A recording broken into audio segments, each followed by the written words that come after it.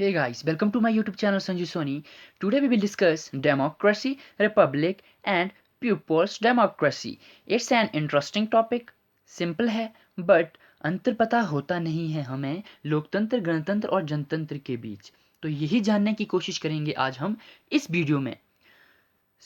अगर आप चैनल पर नए हैं तो चैनल को सब्सक्राइब कर दें, वीडियो को ज़्यादा से ज़्यादा शेयर कर दें अपने फ्रेंड्स के साथ please. A lot to know, a lot to discuss. As always, let us start. सबसे पहले आपको बता दूं कि जो लोकतंत्र है इसी के रूप हैं जनतंत्र और गणतंत्र। बट जब देशों द्वारा अपने अपने संदर्भ में इनका प्रयोग किया जाता है तो ये व्यवहार में अलग हो जाते हैं। क्यों? क्योंकि हर देश की अपनी शासन प्रणाली है, अलग तरीके की उनकी शासन प्रणाली है, तो ये व्यवहार में अलग हो जाते हैं। शुरुआत करेंगे डेमोक्रेसी से। लोकतंत्र, डेमोक्रेसी।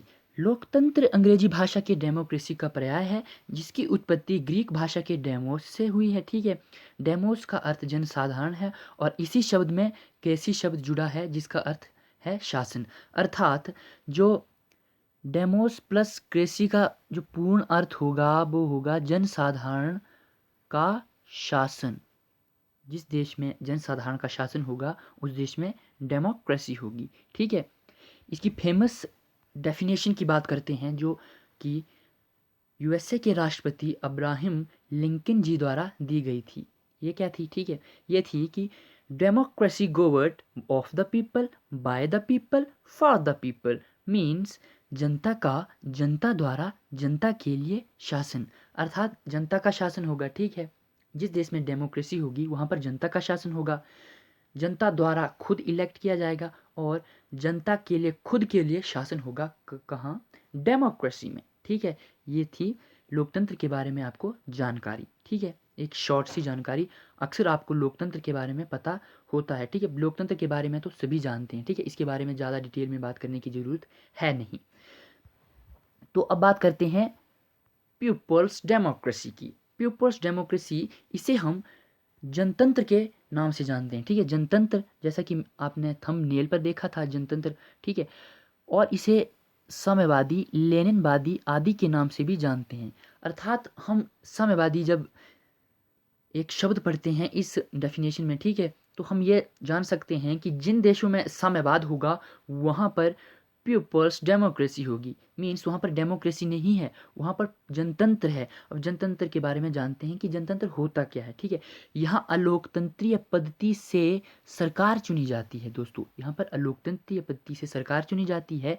साम्यवादी देश लोकतंत्रीय देशों से खुद को अलग करने के लिए जनतंत्र का प्रयोग करते हैं, जनतंत्र का प्रयोग करते हैं, पीपल्स डेमोक्रेसी का प्रयोग करते हैं। यहाँ पर रिपब्लिक आ गया है, सॉरी ये रिपब्लिक नहीं है, यहाँ पर डेमोक्रेसी होना था, ये एरर आ गया है, लिखा गया है। ठीक है, यहाँ पर पीपल्स डेमोक्रेसी का प्रयोग करते हैं। ठीक है, तो आगे देखते हैं। ठीक है, साधारण तौर पर लोकतंत्र और जनतंत्र में कोई अंतर नहीं है। जैसा कि मैंने आपको शुरुआत में ऊपर बताया कि इनमें कोई अंतर नहीं है, होना चाहिए और है भी नहीं। ठीक है, बट साम्यवादी देशों में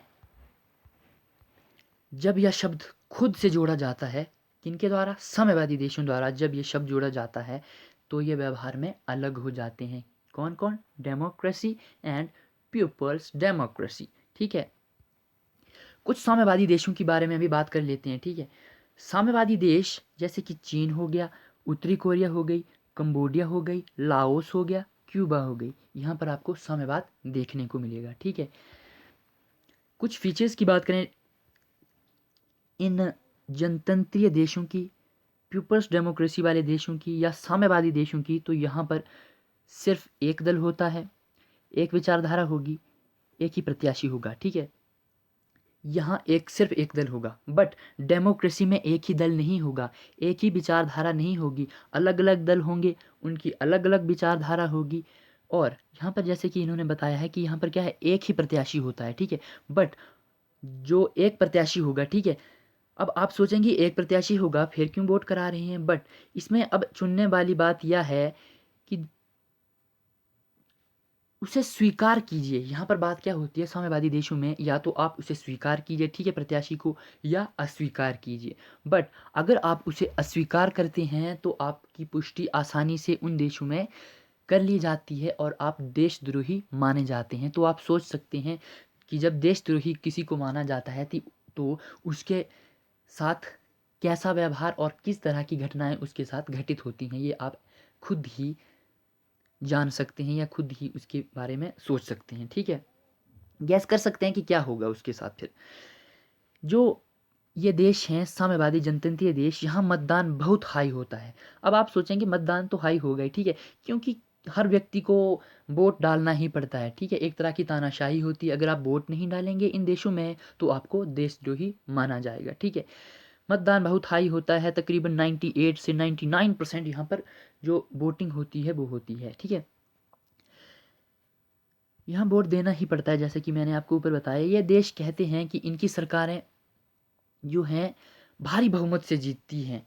इनका मानना है कि ये भारी बहुमत से जीतती हैं, और जो जैसे कि जो दूसरी डेमोक्रेसी वाली कंट्रीज़ हैं, like India, Britain, Japan and USA, यहाँ पर इनके संदर्भ में ये जो जनतंत्रीय देश हैं ये कहते हैं कि आप तो 30% वोटों से जीत कर आए हैं भाई, हमने तो 98% वोटों से हम जीत के आए हैं, आप तो 30% से ही जीत कर आए हैं।